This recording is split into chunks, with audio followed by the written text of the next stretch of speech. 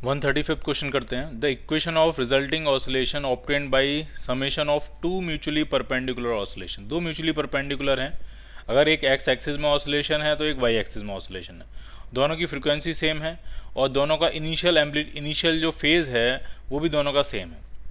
ठीक है, initial phase भी सेम है, फ्रीक्वेंसी भी सेम है, इसका मतलब वो दोनों हमेशा सेम फेज में रहेंगे, एक साथ मीन पोजीशन पे पहुंचेंगे, एक साथ एक्सट्रीम पोजीशन पे पहुंचेंगे, एक साथ नेगेटिव एक्सट्रीम पहुंचेंगे, इस तरह से। लेकिन एम्पलीट्यूड दोनों का अलग अलग है। पहले का जो एम्पलीट्यूड है वो 0.1 मीटर है और दूसरे का एम्पलीट्यूड जो है वो 0.05 मीटर है। तो जरा समझिए क्या किस तरह की सिचुएशन है।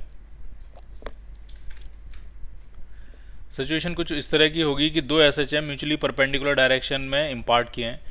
एक पार्टिकल जो है वो एक्स एक्सिस पे मूव कर रहा है, एक वाई पे मूव कर रहा है। तो जो एक्स पे मूव करने वाला है वो आपका 0.1 मीटर में मूव कर रहा है। 0.1 मीटर उसका जो है वो क्या है, एम्पलीट्यूड है। तो इस तरह से है उसका, ये जो है ये A1 मैं कह देता हूँ इसको, ये +A1 और ये जो पोजीशन है ये -A1 है। ठीक, और जो वाई डायरेक्शन में ऑसिलेट कर रहा है, वाई एक्सिस पर ऑसिलेट कर रहा है, उसका एम्पलीट्यूड उसका आधा है। ठीक, तो ये कुछ इस तरह से है।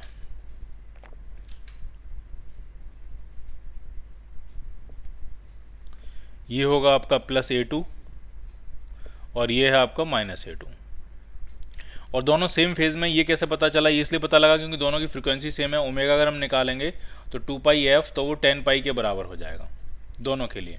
और दोनों की इनिशियल फेज दोनों का सेम है। Δ1 = Δ2 = 60 मतलब π/3। दोनों का इनिशियल फेज जो है वो सेम है और दोनों की फ्रीक्वेंसी सेम है, तो दोनों जो है वो हमेशा सेम फेज में रहेंगे। ठीक, तो इनका ऑसिलेशन कैसा होगा वो समझिए। अगर मैं दोनों की इक्वेशन लिखना चाहूँ तो इक्वेशन इस तरह से लिखी जाएगी। अगर मैं एक्स वाले की इक्वेशन लिखूँ तो एक्स की इक्वेशन लिखी जाएगी A1 sin ω_t plus omega की वैल्यू डाल सकते हैं हम, ओमेगा आपका 10π है तो sin 10πt प्लस π/6। ये पहले वाले का की इक्वेशन है, π/3 सॉरी π/3 फेज जो इनिशियल फेज है वो π/3 है, 60 डिग्री है। और अगर दूसरे की इक्वेशन लिखें वाई डायरेक्शन में जो ऑसिलेशन हो रहा है उसकी बनेगी A2 sin 10πt प्लस π/3। ठीक, तो अगर हम ये सोचें कि रिजल्टेंट किस पाथ पे पार्टिकल मूव कर रहा होगा तो दोनों इक्वेशंस को हम डिवाइड कर सकते हैं। और जैसे ही आप डिवाइड करोगे तो जो इक्वेशन आएगी वो आपकी आ जाएगी y/x = A2/A1। A2 आपका जो है वो 0.05 है, A1 जो है वो 0.1 है, तो ये हाफ हो जाएगा। इसका मतलब y = 0.5x। ये वो स्ट्रेट लाइन होगी जिस पे पार्टिकल मूव करेगा। करना भी चाहिए, अगर हम इन दोनों को रिजल्टेंट देखेंगे तो वो रिजल्टेंट जो है वो इस लाइन पे मूव करेगा। ठीक है, समझिए जरा इस बात को ढंग से। देखिए दोनों सेम फेज में ऑसिलेट कर रहे हैं, तो जब ये x वाला अपने पॉजिटिव एक्सट्रीम पहुंचेगा तभी y वाला भी अपने पॉजिटिव एक्सट्रीम पहुंचेगा, यानी पार्टिकल जो आपको मिलेगा वो कहीं यहाँ मिलेगा, कहीं यहाँ मिलेगा। ठीक, जब मीन पे आएंगे तो दोनों एक साथ मीन पे आएंगे, और जब x वाला अपने नेगेटिव एक्सट्रीम पहुंचेगा तभी y वाला भी अपने नेगेटिव एक्सट्रीम पहुंचेगा, तो पार्टिकल कहीं आपको यहाँ मिलेगा। ठीक, तो जो कंबाइंड मोशन होगा वो इस लाइन पे होगा, इस तरह की ये लाइन पे, और इस लाइन की जो इक्वेशन होगी वो इक्वेशन आ रही है y = 0.5x। ठीक, पहले का ऑसिलेशन का फेज, पहले का ऑसिलेशन, दूसरे का ऑसिलेशन और कंबाइंड ऑसिलेशन ये सेम ही होंगे। फर्क इनमें सिर्फ इतना होगा कि इनके एम्पलीट्यूड्स अलग अलग होंगे। जो एक्स पे ऑसिलेट कर रहा है उसका एम्पलीट्यूड A1 है, जो वाई पे ऑसिलेट कर रहा है उसका एम्पलीट्यूड A2 है। तो इनका जो रिजल्टेंट ऑसिलेशन होगा उसका एम्पलीट्यूड कुछ A नेट बनेगा, AN कह देता हूँ मैं। AN निकालने का तरीका बहुत आसान है, हम पाइथागोरस थ्योरम लगाएंगे तो ये आ जाएगा √0.1 का स्क्वायर प्लस 0.05 का स्क्वायर। जब हम इसको सॉल्व करेंगे अंडर रूट वगैरह लेके तो ये आपका अराउंड 0.112 के आसपास आ रहा है। ठीक है, अराउंड 0.112 के आसपास आएगा। ये कैलकुलेशन आपको खुद करनी होगी। ठीक है, मतलब 0.1 से तो बड़ा ही होगा, और इतना भी नहीं हो जाएगा कि 0.15 हो जाए। ठीक है, 0.1 के स्क्वायर में 0.05 का स्क्वायर आप ऐड करोगे तो इतना भी नहीं हो जाएगा कि 0.15 हो जाए, वो तो डायरेक्ट एडिशन से आएगा। तो इसका मतलब 0.1 से बड़ा होगा लेकिन थोड़ा सा ही बड़ा होगा, तो अप्रॉक्सीमेट ये वैल्यू आएगी। ठीक है, बाकी उसकी अगर आप इक्वेशन लिखोगे, वाई नेट की इक्वेशन अगर आप लिखोगे, नेट वाई तो नहीं लिख सकते, अब इसको कुछ और लिख लेते हैं, इस डायरेक्शन को लिख लेते हैं, कुछ और कह देता हूँ मैं इसको। तो नेट डिस्प्लेसमेंट की जो इक्वेशन आएगी वो आपकी आ जाएगी A net into sine 10πt plus π/3। ये नेट डिस्प्लेसमेंट की इक्वेशन आएगी। ठीक, तो क्या आंसर बनेगा इसका? ए और बी में से तो कोई आंसर मैच नहीं कर रहा है,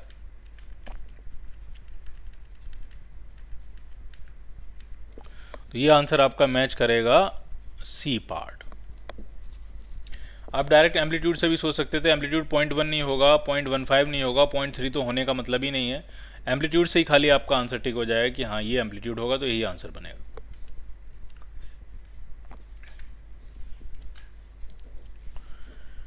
ठीक, अगला क्वेश्चन करते हैं। देखिए इसमें क्या है, एक चार्ज पार्टिकल है deflected by two mutually perpendicular oscillating electric field such that the displacement of the particle due to each one of them. दो परपेंडिकुलर डायरेक्शन में इलेक्ट्रिक फील्ड हैं जिसकी वजह से पार्टिकल जो है वो ऑसिलेट कर रहा है। जो एक्स वाला है वो ए साइन ओमेगा टी और वाई वाला है A sine omega T plus π/6। अब वो जो ट्रेजेक्ट्री फॉलो करेगा उसके पाथ की इक्वेशन पूछी है, मतलब आपसे एक्स और वाई में एक रिलेशन पूछा गया है, तो कैसे निकालेंगे? थोड़ी सी मैथमेटिक्स से समझिए जरा। एक्स तो दिया आपको ए साइन ओमेगा टी, मुझे टाइम एलिमिनेट करना है और एक्स और वाई में रिलेशन फाइंड करना है, और जो वाई दिया है वो है A sine omega T plus π/6। तो इसमें अब मैं क्या कर रहा हूँ, साइन ए प्लस बी का फॉर्मूला लगा देना, sine A cos B plus cos A sine B, तो ये बनेगा A sine omega T cos π/6 plus cos omega T sine π/6। अब हमें क्या करना है, इस इक्वेशन और इस इक्वेशन में से ये omega T sine omega T time गायब करना है। तो यहाँ तो आप साइन ओमेगा टी की वैल्यू डायरेक्ट डाल सकते हो, ए से अगर हम मल्टीप्लाई करेंगे तो ए साइन ओमेगा टी की वैल्यू डायरेक्ट एक्स आ जाएगी। अब कॉस ओमेगा टी की वैल्यू कैसे डालेंगे, तो कॉस ओमेगा टी को लिखोगे आप under root of 1 minus sine square omega T. तो जरा देखते हैं, वैल्यू डालेंगे तो y is equal to A से अंदर मल्टीप्लाई करेंगे तो ए साइन ओमेगा टी तो डायरेक्ट एक्स आ गया, और कॉस 30 डिग्री जो होता है वो होता है √3/2 प्लस, अब ए से अंदर मल्टीप्लाई करेंगे तो ये ए कॉस ओमेगा टी आ जाएगा, और कॉस ओमेगा टी जो होता है वो होता है under root of 1 minus sine square omega T. Sine omega T की वैल्यू यहाँ से निकालेंगे एक्स अपॉन ए, तो ये आ जाएगा एक्स स्क्वायर अपॉन ए स्क्वायर। कैलकुलेशन आप खुद भी कर सकते हो। और साइन π/6 जो होता है वो होता है हाफ। अब हम क्या करेंगे कि ए जो है वो कॉमन लेके ए से कैंसिल आउट हो जाएगा, इस फैक्टर को इधर ले आते हैं, तो ये आपका आ जाएगा y माइनस √3x/2। ए से ए कैंसिल आउट हो गया तो ये बचेगा half times under root of A square minus X square. तो अब आप देखिए इस पूरी इक्वेशन में से टाइम जो है वो गायब हो चुका है, टाइम हमने एवोपरेट कर दिया है, एक्स और वाई में रिलेशन है। अब इसी एक्स और वाई के रिलेशन को थोड़ा सा प्रॉपर कन्वर्ट करके हमें यहाँ पे आंसर मैच करा लेना है। तो ऐसा करते हैं, दोनों साइड हम स्क्वायर कर दे रहे हैं, तो स्क्वायर करने पे यहाँ आएगा आपका Y square plus 3x²/4 minus √3x/, और इधर आ जाने वाला है 1/4 टाइम्स ए स्क्वायर माइनस x²/4। ठीक है, हमने इसका स्क्वायर किया तो अंडर रूट खत्म हो गया, 1/2 का हो गया 1/4, अंदर मल्टीप्लाई कर दिया।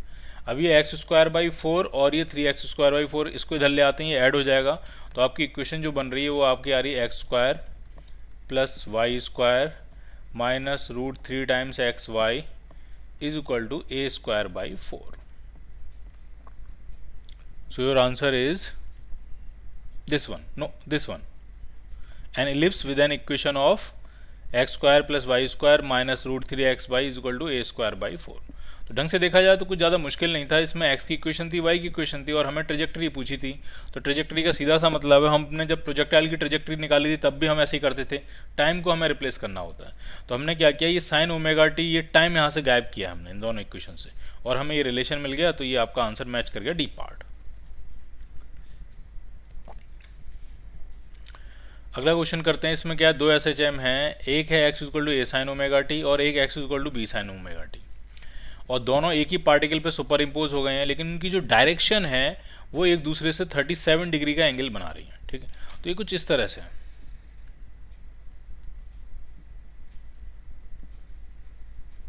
मान लिया एक जो है वो मैंने मान लिया एक्स एक्सिस पे ऑसिलेशन है, ए साइन ओमेगा टी मान लिया एक्स एक्सिस पे ऑसिलेशन है, तो ये जो बी साइन ओमेगा टी है वो यहाँ से 37 डिग्री पे है। ठीक है, तो अगर हम उसको ड्रॉ करें तो ये कुछ इस तरह से होगा।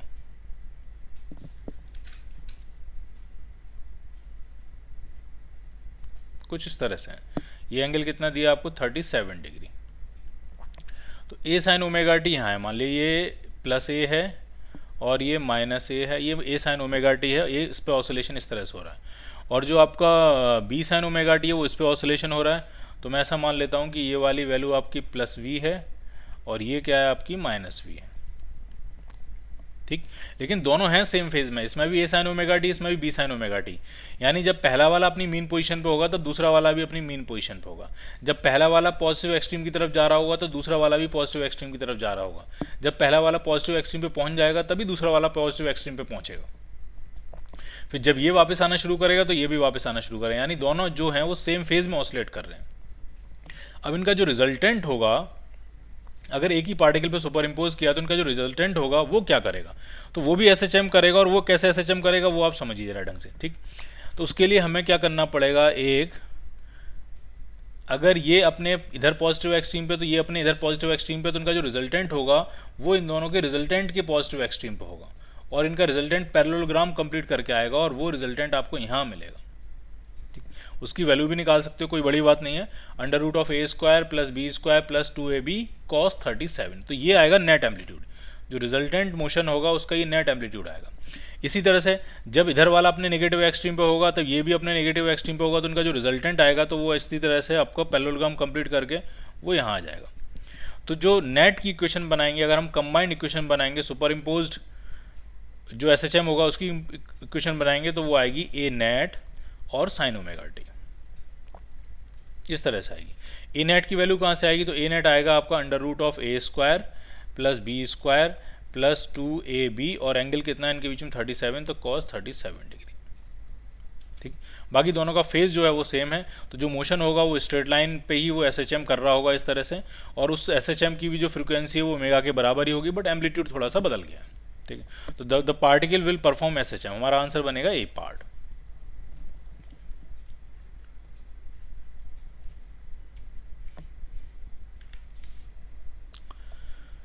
Time period of a simple pendulum of length L is t1, तो t1 आपको दिया है, t1 कितना दिया है, सिंपल पेंडुलम की लेंथ l है तो दैट इज 2π√L/g, ठीक। अब क्या कह रहे हैं, कह रहे हैं कि and the time period of a uniform rod of same length pivoted about one end and oscillating in the vertical plane. अब आपने क्या किया, उसी लेंथ की आपने एक रॉड ली है और उसको एक एंड के अबाउट हिंज कर दिया। अब ये बना दिया आपने फिजिकल पेंडुलम, ठीक है। इसको आपने क्या किया, इस पॉइंट के अबाउट आपने हिंज कर दिया एक एंड के अबाउट, और ये ऑसिलेट करेगी और इसका टाइम पीरियड है t2। तो जरा t2 निकालेंगे कितना होगा, t2 होगा 2π√I/mgd, फिजिकल पेंडुलम का फॉर्मूला लगाया। मोमेंट ऑफ इनर्शिया कितना होता है, तो मोमेंट ऑफ इनर्शिया होगा आपका रॉड के एंड के about ml²/3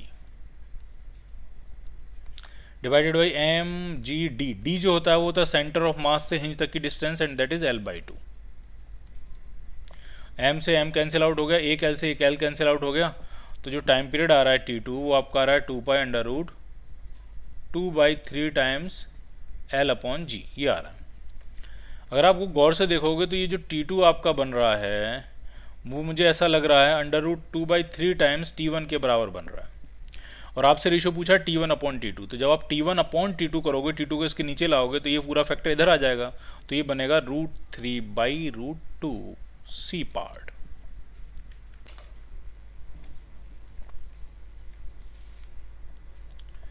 A 25 kg uniform solid sphere with a 20 cm radius is suspended by a vertical wire such that the point of suspension is vertically above the center of sphere। एक sphere को हमने hang कर दिया, ठीक है। एक sphere है आपके पास और उसको हमने इस तरह से क्या कर दिया, हैंग कर दिया,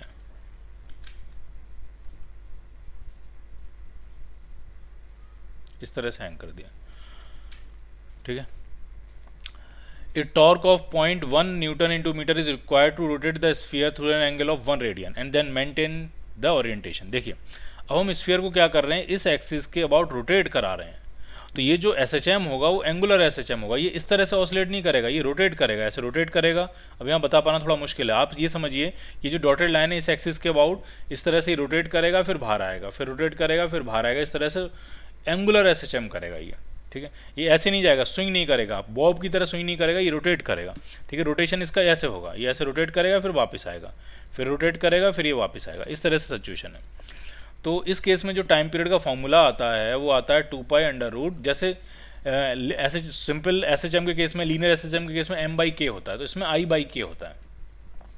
उसमें मास होता था, इसमें मोमेंट ऑफ इनर्शिया होता है उस एक्सिस के अबाउट, और उसमें ये फोर्स कांस्टेंट होता था उस वाले में, और इसमें ये टॉर्शनल कांस्टेंट है। फोर्स कांस्टेंट हम कैसे निकालते थे? फोर्स कांस्टेंट निकालते थे F इक्वल टू माइनस के एक्स की इक्वेशन से, और यहाँ पे ये जो K है इसको हम निकालेंगे टाउ इक्वल टू माइनस के थीटा की इक्वेशन से, कि अगर आपने इसको थीटा घुमाया तो कितना torque restoring force torque create होगा, उस तरह से ये सेटअप है। तो वही आपको दिया है टाउ इक्वल टू माइनस के थीटा। ढंग से समझिए, टॉर्क जो है वो आपको दिया है 0.1 न्यूटन। 0.1 न्यूटन आपने 0.1 न्यूटन इंटू मीटर आपको टॉर्क लगाना पड़ा, उसको उतना एंगल घुमा के रोक के रखने के लिए। इसका मतलब उस टाइम जो रिस्टोरिंग टॉर्क लग रहा होगा वो भी इसी के बराबर लग रहा होगा, इज इक्वल टू माइनस के, और एंगल कितना है? एंगल था आपका 1 रेडियन। ठीक, तो यहां से अगर आप के निकालोगे तो के आपका 10 के 0.1 के बराबर आ जाएगा। ठीक है, माइनस साइन तो ये बताता है कि torque, restoring torque, applied torque नहीं, रिस्टोरिंग टॉर्क और एंगुलर डिस्प्लेसमेंट एक दूसरे के अपोजिट होते हैं। तो यहाँ से आपने के की वैल्यू निकाल दी। अब के की वैल्यू हम इस इक्वेशन में डालेंगे और क्या निकालेंगे? Time period. तो टाइम पीरियड आपका आएगा 2 पाई अंडर रूट आई। आई कितना होगा? स्फीयर का होता है 2/5 mr²। एम है आपका 25 kg और आर है 1/5 मीटर, उसका स्क्वायर करेंगे तो 1/25 हो जाएगा। तो ये बन गया आई अपॉन के कितना है? 0.1। तो 25 से 25 कैंसिल आउट हो जाएगा, और ये आपका आएगा 2 पाई अंडर रूट 4 आ जाएगा। ये पॉइंट जो है वो ऊपर हटा के 10 कर लेंगे तो ये पॉइंट इस तरह से कर सकते हैं इसको, तो ये 4 बन जाएगा। तो ये आपका आ जाएगा 4 पाई सेकेंड जो होगा उसके एंगुलर एसएचएम का टाइम पीरियड होगा, डी पार्ट।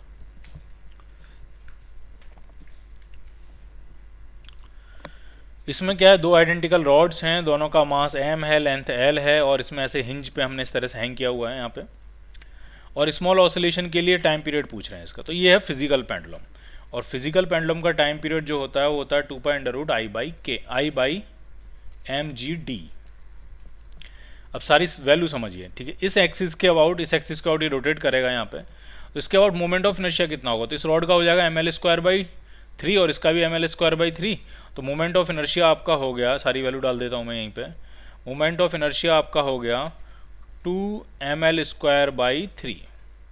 ठीक, अब नीचे क्या होगा? mgd। m है टोटल मास सिस्टम का m नहीं होगा, 2m हो जाएगा, क्योंकि m मास की रॉड है, टोटल मास हो गया 2m इंटू जी। अब d कैसे निकालेंगे? सेंटर ऑफ मास से हिंज तक की डिस्टेंस।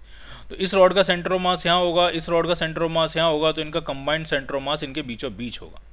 अब ये डिस्टेंस कैसे निकालेंगे? ये वाली डिस्टेंस आपको चाहिए, तो ये डिस्टेंस होगी l/2, ये एंगल होगा 45, तो ये आएगा l/2 sin 45। So d is l/2 sin 45 and sin 45 is itself 1/√2।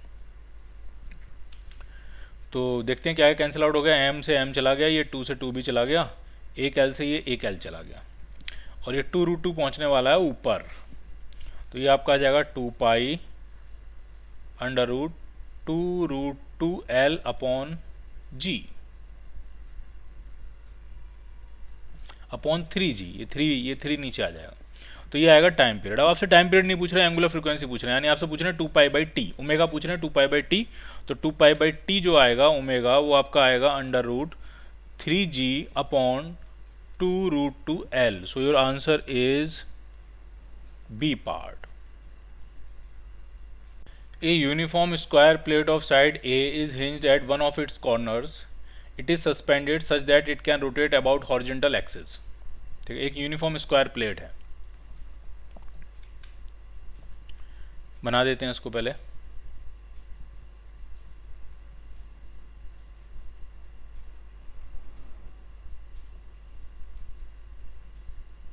कुछ इस तरह की यूनिफॉर्म स्क्वायर प्लेट है, जितना भी बन पाई है, और उसको एक कॉर्नर के अबाउट हमने इस तरह से सस्पेंड किया है। ये इस तरह की सिचुएशन, साइड उसकी ए है और हमने एक कॉर्नर के अबाउट सस्पेंड किया है, और टाइम पीरियड पूछ रहे हैं स्मॉल ऑसिलेशन का। तो सिंपल ये फिजिकल पेंडुलम है। फिजिकल पेंडुलम के लिए आपको मोमेंट ऑफ इनर्शिया चाहिए और ये डिस्टेंस चाहिए। तो पहले मोमेंट ऑफ इनर्शिया निकालेंगे। तो इस एक्सिस के अबाउट, सेंट्रल एक्सिस के अबाउट, स्क्वायर प्लेट के प्लेन के परपेंडिकुलर और उसके सेंटर से पास होने वाली एक्सिस के अबाउट जो मोमेंट ऑफ इनर्शिया होता है वो होता है ma² by 6। और हमें निकालना है इस एक्सिस के अबाउट, तो हम यहाँ से यहाँ क्या लाएंगे, पैरेलल एक्सिस थ्योरम। तो ये डिस्टेंस भी चाहिए, तो डिस्टेंस कैसे निकालेंगे वो समझिए। अगर इसकी साइड ए है तो ये टोटल डिस्टेंस होगी a√2 और उसका आधा करेंगे तो ये आ जाएगी a/√2। ठीक, तो पहले मोमेंट ऑफ इनर्शिया निकालते हैं हिंज के अबाउट। सेंटर ऑफ मास के अबाउट होता है ma²/6, तो हिंज के अबाउट होगा आपका ma²/6 plus m into perpendicular distance का square and that is a/√2 का square and that is a²/2। तो ये आपका आ गया ma², हम एलसीएम ले लेंगे तो ये आ जाएगा 4/6 टाइम्स ma²। अब टाइम पीरियड निकालना बहुत ही आसान है, 2π√i/mgt। आई कितना है, आई है आपका 4/6 times ma² upon m g और d जो है वो a/√2 है, तो ये √2 आ गया ऊपर। m से m कैंसिल, एक से एक कैंसिल, इससे कैंसिल करेंगे 2 और ये 3, तो टाइम पीरियड आपका आया 2π√2√2a upon 3g। C part,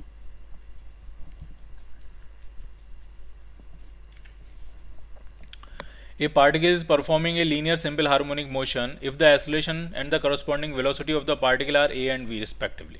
acceleration a है, वेलोसिटी v है और a और b में रिलेशन पूछ रहे हैं। ठीक है, तो बना लेते हैं रिलेशन, कोई मुश्किल नहीं है। अगर पार्टिकल का डिस्प्लेसमेंट जो है वो a sin ओमेगा t है, तो जो वेलोसिटी होगी वो आपकी हो जाएगी dx/dt, तो ये हो जाएगी a omega cos omega t, ये वेलोसिटी हो जाएगी। और एक्सलेशन उसका भी डिफरेंशिएशन करेंगे तो ये हो जाएगा -a ओमेगा² sin ओमेगा t। अब आपको वेलोसिटी और एक्सलेशन में रिलेशन निकालना है, तो इन दोनों इक्वेशन में से टाइम आपको गायब करना है। तो कॉस और साइन देख के एक ही चीज़ समझ में आती है कि कॉस और साइन का स्क्वायर करके ऐड कर दें 1 बनेगा।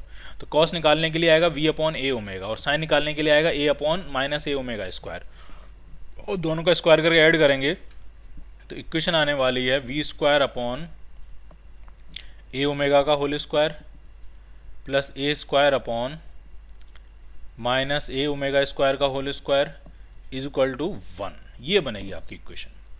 तो ये कुछ इस तरह की इक्वेशन है, x² plus y² v² is equal to 1। ये इलिप्स की इक्वेशन है। ठीक, so your answer is C part.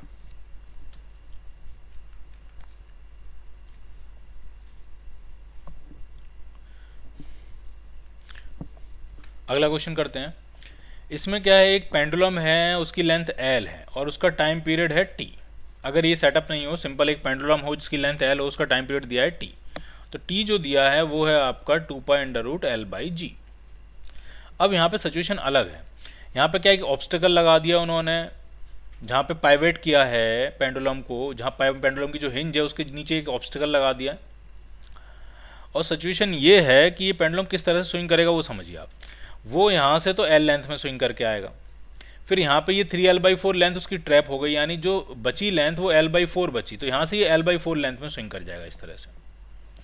यानी आधा ऑसिलेशन तो L लेंथ में कवर कर रहा है और आधा ऑसिलेशन L/4 लेंथ में कवर कर रहा है, फिर ये वापस आएगा, फिर ऐसे चला जाएगा।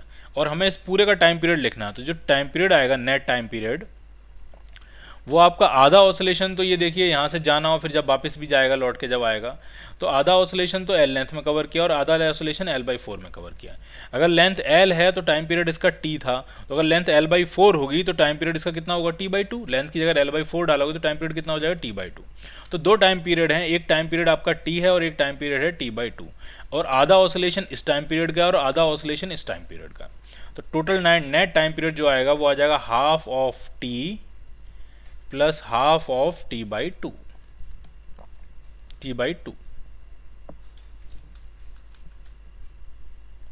ये आपको समझ में आया। L लेंथ का ऑसिलेशन का टाइम पीरियड T है, तो आधा तो L लेंथ में हुआ है, जब ये आएगा क्वार्टर ये हो गया, फिर क्वार्टर ये हो गया, क्वार्टर जो है वो L/4 में है, फिर वापस जाएगा तो फिर से क्वार्टर L/4 में आ गया, और फिर जाएगा तो फिर से क्वार्टर L में आ गया। तो आधा ऑसिलेशन L में जाएगा और आधा ऑसिलेशन L/4 में जाएगा। अगर L वाले का टाइम पीरियड T है तो L/4 वाले का टाइम पीरियड T/2 होगा। तो आधा ऑसिलेशन T के साथ है और आधा ऑसिलेशन T/2 के साथ है, तो आधा मैंने T के साथ कर दिया, आधा T/2 के साथ कर दिया, तो कितना आंसर आएगा, तो ये हो जाएगा T/2 plus T/4, that means 3T/4। तो नेट या effective time period of the oscillation is 3T/4। इसमें सिचुएशन क्या है, एक ब्लॉक है P जिसका मास m है और वो स्मूथ सरफेस पे रखा हुआ, और उसके ऊपर एक Q ब्लॉक रखा हुआ है, उसका भी सेम मास ही है, ठीक है। और Q को हमने P के ऊपर रख के दीवार से कनेक्ट कर दिया स्प्रिंग की हेल्प से, और P और Q के बीच में फ्रिक्शन है, ग्राउंड में कोई फ्रिक्शन नहीं है, ग्राउंड तो स्मूथ है, P और Q के बीच में फ्रिक्शन है म्यू एस, और दोनों ब्लॉक एक साथ SHM परफॉर्म कर रहे हैं एम्पलीट्यूड A का। इसका मतलब इनके बीच में स्लिपिंग नहीं हो रही है। इसका मतलब P को एसलेट कराने के लिए जो फोर्स होगा वो फ्रिक्शन फोर्स होगा, और फ्रिक्शन फोर्स जितना रिक्वायर्ड है उतना मिल जा रहा होगा, इसलिए इनके बीच में कोई रिलेटिव स्लिपिंग नहीं हो रही है। और मैक्सिमम वैल्यू पूछ रहे हैं फ्रिक्शन फोर्स की, मैक्सिमम वैल्यू कितनी लगेगी, ठीक है। तो आप ये बताइए, अगर ये दोनों एक साथ ऑसिलेट कर रहे हैं तो पूरे सिस्टम का मास तो 2m हो जाएगा, और स्प्रिंग कांस्टेंट k है, तो एंगुलर फ्रीक्वेंसी जो आएगी वो √k/2m हो जाएगी, ठीक। और एम्पलीट्यूड आपको a दिया है, तो मुझे आप ये बताइए एस्लेशन की मैक्सिमम वैल्यू कितनी आएगी। तो एस्लेशन की मैक्सिमम वैल्यू होती है ω²a। मैं एस्लेशन की मैक्सिमम वैल्यू इसलिए ढूंढ रहा हूँ क्योंकि जब एस्लेशन मैक्सिमम होगा तभी फोर्स मैक्सिमम रिक्वायर्ड होगा, और P को ऑसिलेट कराने वाला फ्रिक्शन फोर्स है, तो जब एस्लेशन मैक्सिमम होगा तभी फोर्स मैक्सिमम चाहिए होगा, और वो फोर्स फ्रिक्शन फोर्स है, तो फ्रिक्शन फोर्स भी उसी मोमेंट पे मैक्सिमम होगा। तो ये लॉजिक समझ में आया आपको। तो मैंने एस्लेशन मैक्सिमम निकाला, वो आएगा ω²a, ठीक। ओमेगा की वैल्यू अगर हम डालेंगे ω² तो ये आ जाएगा k/2m × a, ये मैक्सिमम एस्लेशन। और ये P को ये मैक्सिमम एस्लेशन कौन प्रोवाइड कर रहा है, फ्रिक्शन। तो friction force is equal to होना चाहिए मास इंटू मैक्सिमम एस्लेशन। तो फ्रिक्शन फोर्स मैक्सिमम कितना लग रहा होगा P पे, वही आप निकाल रहे हो। तो जब एस्लेशन मैक्सिमम तो फोर्स भी मैक्सिमम है, तो मास इंटू एस्लेशन मैक्सिमम कितना है, k/2m × a, m से m cancel out, so maximum value of friction force is k/2, ठीक। और ये value mu S into M G से कम होनी चाहिए, या बहुत ज़्यादा उसके बराबर हो सकती है। अगर उससे ज़्यादा हो गई तो वहाँ पे स्लिपिंग चालू हो जाएगी, दोनों एक साथ ऑसिलेट नहीं कर पाएंगे। तो इसमें एक चीज़ और पूछी जा सकती है, इसमें ये भी पूछा जा सकता है कि फ्रिक्शन कोफिशिएंट की मिनिमम वैल्यू बता दीजिए। तो आप यहाँ से फ्रिक्शन कोफिशिएंट की मिनिमम वैल्यू भी निकाल सकते हो। तो जो म्यू एस आपका आ रहा है वो greater than equal to KA/2mg के बराबर आ रहा है। तो फ्रिक्शन कोफिशिएंट की जो मिनिमम वैल्यू आएगी वो कम से कम इतना तो होना चाहिए ताकि वो KA/2mg के बराबर हो जाए। उससे ज़्यादा, इक्वेशन तो ये कह रही है उससे ज़्यादा हो तो और अच्छा है, लेकिन कम से कम कितना होना चाहिए कि इसके बराबर हो जाए। तो इस क्वेश्चन में एक चीज़ और पूछी जा सकती है कि कम से कम म्यू की कितनी वैल्यू हो ताकि दोनों एक साथ ऑसिलेट कर पाएँ। तो वो कम से कम वैल्यू ये आने वाली KA/2mg के बराबर। अभी तो इस क्वेश्चन में हमसे सिर्फ फ्रिक्शन की मैक्सिमम वैल्यू पूछी गई है, तो वो किसके बराबर है, KA/2 के बराबर।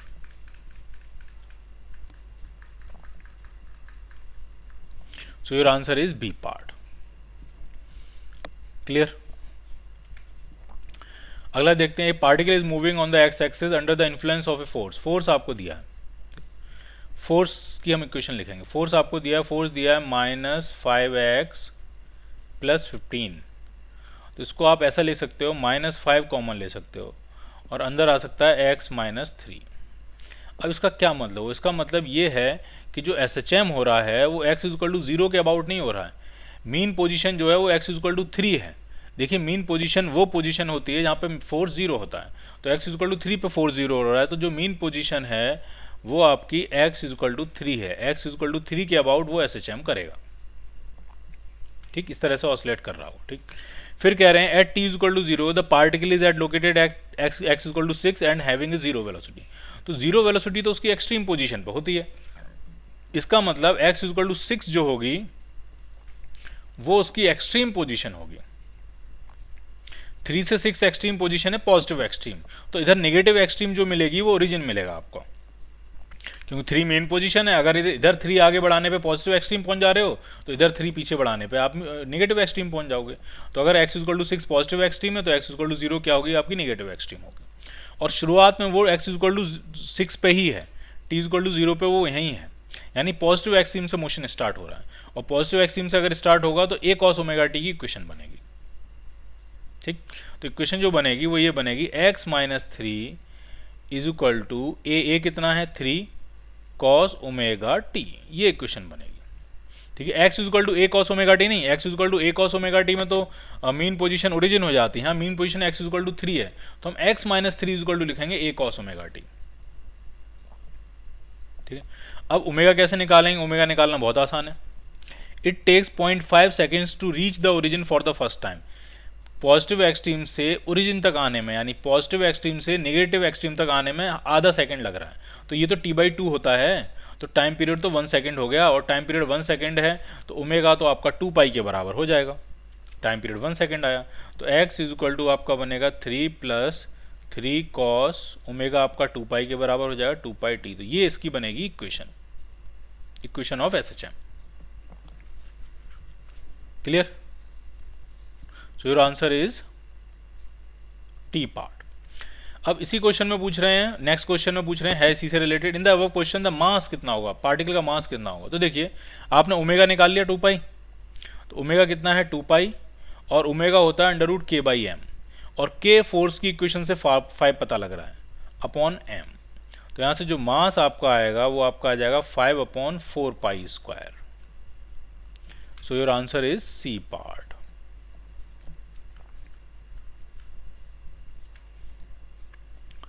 अगला क्वेश्चन करते हैं। एक पार्टिकल SHM कर रहा है, उसकी इक्वेशन दी हुई है और वेलोसिटी पूछ रहे हैं t = 1/6 सेकंड पे वेलोसिटी क्या होगी। तो पहले इसको डिफरेंशिएट करके वेलोसिटी निकाल लेते हैं। तो जो वेलोसिटी आएगी वो आ जाएगी 10 cos का डेरिवेटिव होता है minus sign 2 pi t + π/6 into, इसको फिर से डिफरेंशिएट करेंगे, चेन रूल लगाएंगे, इसको फिर से डिफरेंशिएट करेंगे तो 2 पाई t का डेरिवेटिव हो जाएगा 2 पाई, तो इनटू इसमें क्या करना पड़ेगा 2 पाई। तो ये वेलोसिटी की इक्वेशन आ गई -20 pi sine of 2 pi t + π/6। Clear? अब वेलोसिटी कब पूछ रहे हैं 1/6 सेकंड पे, तो यहाँ पे जो टाइम है उस टाइम की जगह मैं डाल देता हूँ 1/6, तो 2 से कैंसिल करेंगे 3, तो ये हो गया π/3 + π/6, तो ये तो 90 डिग्री हो गया, और साइन 90 होता है 1, तो वेलोसिटी आपकी आ गई -20 पाई, पाई की वैल्यू होगी 3.14, और ये सब कुछ सेंटीमीटर में दिया था। सो योर आंसर इज सेंटीमीटर पर सेकेंड। इट इज -62.8 सेंटीमीटर पर सेकेंड, ये आएगी वेलोसिटी। अगर आपको मीटर पर सेकेंड में लिखना है तो -0.628 मीटर्स पर सेकेंड। तो जो आपका आंसर बनेगा वो आंसर बनेगा आपका बी पार्ट। ठीक है, +628 नहीं आएगा, ये आएगा -628, क्योंकि स्पीड नहीं पूछी आपसे, वेलोसिटी पूछी है, तो न्यूमेरिकल वैल्यू या मैग्नीट्यूड निकालने की जरूरत नहीं है आपको। जो प्लस आ रही तो प्लस लिखेंगे, माइनस आएगी तो माइनस लिखेंगे। माइनस का मतलब है कि निगेटिव डायरेक्शन में वो भाग रहा होगा। ठीक, so your answer is B part. अगर स्पीड पूछी जाती तो हमने क्या आंसर मार दिया होता, ए पार्ट। अगले क्वेश्चन में भी बहुत आसान है, उसमें डिस्टेंस पूछ रहे हैं कि 0 से लेकर 6 सेकंड में कितनी डिस्टेंस ट्रेवल कर लेगा। डिस्प्लेसमेंट नहीं, पोजीशन नहीं, डिस्टेंस। ठीक, जरा इक्वेशन के बारे में समझते हैं। y = a cos omega t, omega आपका π/4 के बराबर है, a स्मॉल a। ठीक, तो इसका मतलब एक बात पक्की है कि मोशन जो है वो पॉजिटिव एक्सट्रीम से स्टार्ट हो रहा है। ठीक, कहाँ से स्टार्ट हो रहा है, t = 0 पे कहाँ है, वो पॉजिटिव एक्सट्रीम पे। जरा इसका टाइम पीरियड निकालते हैं। तो ओमेगा जो है वो π/4 है और ओमेगा होता है आपका 2 π/t, तो टाइम पीरियड यहाँ से आएगा 8 सेकेंड्स। टाइम पीरियड आ रहा है 8 सेकेंड, और आपसे पूछ रहे हैं t = 0 से t = 6 सेकेंड में कितनी डिस्टेंस ट्रेवल करेगा। तो जरा आप मुझे बताइए यहाँ से यहाँ जाने में कितना टाइम लगेगा। तो यहाँ से यहाँ जाने में टाइम लगेगा t/4 मतलब 2 सेकेंड। ठीक, फिर यहाँ से यहाँ जाने में कितना टाइम लगेगा, फिर से 2 सेकेंड, फिर वापस आने में कितना टाइम लगेगा, फिर से 2 सेकेंड, और आपके 6 सेकेंड पूरे हो गए। तो 6 सेकेंड में कितनी डिस्टेंस ट्रेवल करी, तो a + a + a, so it is 3a। So your answer is C part. इसमें क्या है कि इसमें 2 स्मॉल बॉल्स हैं m और m मास की, l लेंथ की 2 रॉड्स हैं, और ये दोनों रॉड्स मासलेस हैं, और ये पूरा सिस्टम फिक्स कर दिया गया है। m ये लेंथ l, ये लेंथ l, और ये m, यानी दोनों मास, दोनों रॉड इस एंड के अबाउट वेल्डिंग कर दी गई है उनकी। ठीक है, बेल्ट कर दिए गए हैं, और फिर हमने यहाँ पे उनको हैंग कर दिया इस तरह से। मतलब सेटअप हमने ऐसा बनाया, एक रॉड और ये रॉड, इन दोनों के यहाँ पे जंक्शन बेल्ट कर दिया, एक रॉड, एक मास m मास यहाँ फिक्स कर दिया, एक m मास यहाँ फिक्स कर दिया, और फिर इसको एक हिंज पे हमने लटका दिया इस तरह से।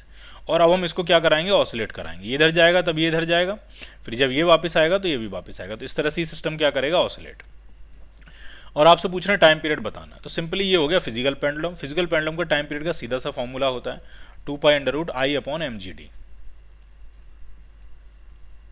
तो अब हमें सारी वैल्यूज डालनी है। अब मोमेंट ऑफ इनर्शिया सोचते हैं, तो इस हिंज के अबाउट मोमेंट ऑफ, रॉड तो मास लेस है, रॉड का तो कोई मोमेंट ऑफ इनर्शिया है नहीं, तो इस हिंज के अबाउट जो मोमेंट ऑफ इनर्शिया होगा वो इन स्मॉल बॉल्स का ही होगा। तो इस स्मॉल बॉल का होगा m इंटू एल स्क्वायर, और इस स्मॉल बॉल का भी होगा m इंटू एल स्क्वायर, तो आई जो बनेगा वो 2ml स्क्वायर बनेगा। मैं सारी वैल्यू भी डालता जाता हूं, तो ये बनेगा 2ml स्क्वायर अपॉन मास कितना है पूरे सिस्टम का, मास 2m है, इंटू जी। अब ये D distance centre of mass से हिंज तक की डिस्टेंस, तो सेंटर ऑफ मास रॉड के पास तो कुछ है नहीं, तो इन दोनों का सेंटर ऑफ मास तो इनके बीचों बीच में बनेगा। तो ये डिस्टेंस कितनी होगी, तो ये जो डिस्टेंस है ये बनेगी आपकी डी, और निकालना बहुत आसान है। ये आपको एल दिया हुआ है, ये एंगल 30 दिया है, तो डी जो आएगा वो आएगा L cos 30, and cos 30 is √3/2। तो डी आपका आ गया √3/2L। ठीक, क्या क्या कैंसिल आउट होने वाला है जरा देखते हैं।